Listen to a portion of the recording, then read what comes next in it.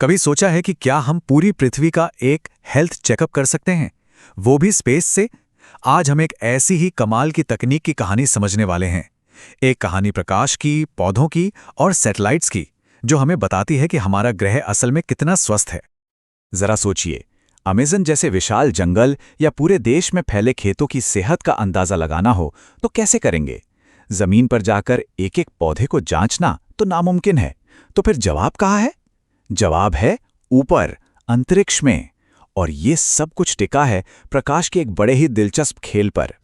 दरअसल पेड़ पौधे हमसे एक ऐसी भाषा में बात करते हैं जिसे हमारी आंखें सीधे सीधे नहीं देख सकती।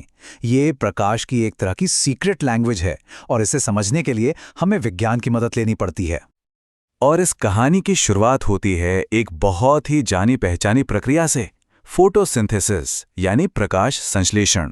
हम सबने स्कूल में पढ़ा है कि कैसे पौधे सूरज की रोशनी से अपना खाना बनाते हैं, और इस पूरी प्रक्रिया का हीरो है क्लोरोफिल, वही पिगमेंट जो पत्तियों को उनका वो खूबसूरत हरा रंग देता है। और असली राज इसी क्लोरोफिल में छिपा है। देखिए, क्लोरोफिल ऊर्जा के लिए लाल प्रकाश को सोख लेता है, ये पौधे का खाना है। लेकिन एक खास तरह की अदृश्य रोशनी, जिसे नियर इंफ्रारेड या NIR कहते हैं, उसे एक स्वस्थ पत्ती जोर से वापस अंतरिक्ष की तरफ फेंक देती है। ये एक सिग्नल भेजने जैसा है। तो इसे ऐसे समझिए, एक हेल्दी हरी भरी पत्ती लाल प्रकाश को सोखती है और नियर इंफ्रारेड यानी NIR लाइट को जोर से रिफ्लेक्ट करती है। लेकिन जब कोई पौधा बीमार होता है या पानी की कमी से जूझ रहा होता है तो उसका क्लोरोफिल कम हो जाता है। नतीजा, वो कम लाल प्रकाश सोखता है और बहुत ही कम NIR लाइट वापस भेजता है। और अंतरिक्ष में घूम रहे सैटेलाइट्स के लिए यही छोटा सा फर्क एक बहुत बड़ा सुराख बन जाता है। तो सवाल ये है कि वैज्ञानिक प्रकाश के इस खेल को पकड़कर पौधों के लिए एक तरह का हेल्थ स्कोर कैसे बनाते हैं? यहीं पर हमारी कहानी के असली हीरो की एंट्री होती है। इसे कहते हैं NDVI यानी नॉर्मलाइज्ड डिफरेंस वेजिटेशन इंडेक्स। ये 1970s के दशक में नासा के वैज्ञानिकों का बनाया एक क्रांतिकारी तरीका था। ये सैटेलाइट से मिली तस्वीरों का विश्लेषण करके हमें बताता है कि जमीन पर किसी भी जगह हरियाली कितनी घनी और सेहतमंद है। और ये सब होता है एक बहुत ही स्मार्ट लेकिन सिंपल से गणित के फॉर्मूले से। सैटेलाइट बस ये मापता है कि किसी जगह से कितनी नियर इंफ्रारेड लाइट, जो सेहत का प्रतीक है, और कितनी लाल लाइट, जिसे सेहतमंद पौधा सोख लेता है, वापस आ रही है। यह फॉर्मूला इन दोनों के बीच के अंतर को निकालता है और फिर उसे नॉर्मलाइज करता है ताकि दुनिया के अलग अलग हिस्सों की तुलना आसानी से की जा सके। और इस चालाक से फॉर्मूले का नतीजा हमेशा -1 और +1 के बीच की एक संख्या होती है। बस एक नंबर जो हमें जमीन की पूरी कहानी बता देता है। इस स्कोर को पढ़ना ना बेहद आसान है। अगर वैल्यू 0 से कम है तो इसका मतलब है कि वहां पानी है, जैसे कोई झील या समंदर। 0 के करीब का मतलब है बंजर जमीन या चट्टानें।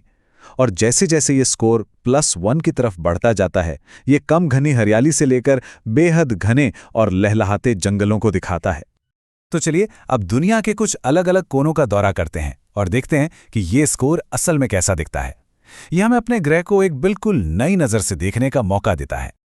सबसे पहले चलते हैं सोलोमन द्वीप के घने वर्षा वनों में। यहाँ NDVI का स्कोर 0.8 से भी ज्यादा है। ये पृथ्वी पर मौजूद सबसे घने और स्वस्थ जंगलों में से एक को दिखाता है। अब यहाँ से थोड़ा उत्तर की ओर चलते हैं, अलास्का के बोरियल जंगलों की तरफ। यहाँ का स्कोर भी काफी ऊंचा है, जो एक विशाल और स्वस्थ इकोसिस्टम का साफ संकेत है। इसकी तुलना में अगर कैलिफोर्निया के घास के मैदानों को देखें तो यहाँ का स्कोर मध्यम है। ये घने जंगलों जितनी हरियाली तो नहीं, लेकिन हाँ, एक जिंदा इकोसिस्टम को जरूर दर्शाता है। और आखिर में मिस्र का सिनाई रेगिस्तान। यहाँ NDVI का स्कोर 0 के बिल्कुल करीब है, जो साफ बताता है कि यहाँ वनस्पति लगभग न के बराबर है। तो ठीक है, ये एक दिलचस्प विज्ञान तो है, लेकिन कुछ नंबरों और रंगीन पिक्सेल्स से असल दुनिया में क्या फर्क पड़ता है? जवाब है बहुत बड़ा फर्क। देखिए, पूरी दुनिया में NDVI वैज्ञानिकों को बड़े बड़े इकोसिस्टम पर नजर रखने में मदद करता है। इससे वो सूखे या जंगल की आग जैसी आपदाओं का पहले से अनुमान लगा सकते हैं। ये जलवायु परिवर्तन के असर को समझने और ये ट्रैक करने में भी मदद करता है कि हमारे जंगल कितना कार्बन सोख रहे हैं। और ये सिर्फ बड़े जंगलों और वैज्ञानिकों तक ही सीमित नहीं है। आज किसान एनवीडीआई डेटा का इस्तेमाल करके अपनी फसलों की सेहत पर नज़र रख सकते हैं। वो ये पता लगा सकते हैं कि खेत के किस हिस्से में पानी या खाद की ज़रूरत है और फसल की पैदावार का अनुमान भी लगा सकते हैं। इससे खेती ज़्यादा सटीक और कुशल बनती है। संक्षेप में कहें तो ये हमें पूरी दुनिया की फोटोसिंथेटिक एक्टिविटी का एक मोटा अंदाज़ा देता है। आसान शब्दों में कहें तो ये हमारे ग्रह के सांस लेने की प्रक्रिया को देखने जैसा है, हर पल हर जगह। लेकिन जैसा कि होता है, कोई भी तकनीक परफेक्ट नहीं होती। एनडीवीआई जितना शक्तिशाली है, इसकी भी अपनी कुछ सीमाएं हैं जिन्हें समझना जरूरी है। इसकी 3 मुख्य चुनौतियां हैं। पहली, अमेज़न जैसे बहुत घने जंगलों में ये स्कोर सैचुरेट हो जाता है, मतलब एक सीमा के बाद ये और ज़्यादा हरियाली में फ़र्क नहीं बता पाता। दूसरी, ये ज़मीन की मिट्टी के रंग और चमक से भी प्रभावित हो सकता है। और तीसरी, बादल, धुंध या परछाई भी इसकी रीडिंग में गड़बड़ी कर सकते हैं। लेकिन इन सीमाओं के बावजूद सबसे ज़रूरी बात यह है कि एनडीवीआई अदृश्य को दृश्यमान बनाता है। इसने हमारे ग्रह के स्वास्थ्य को एक सिंपल नंबर में बदल दिया है, एक ऐसा स्कोर जिसे हम समय के साथ ट्रैक कर सकते हैं, समझ सकते हैं और सबसे ज़रूरी, जिस पर हम एक्शन ले सकते हैं। तो ये हमें एक आखिरी सवाल पर लाता है।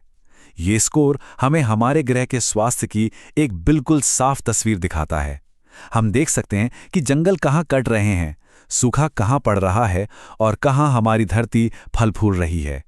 अब जब हम ये सब इतनी स्पष्टता से देख सकते हैं, तो असली सवाल ये है, इस जानकारी के साथ हम करेंगे क्या?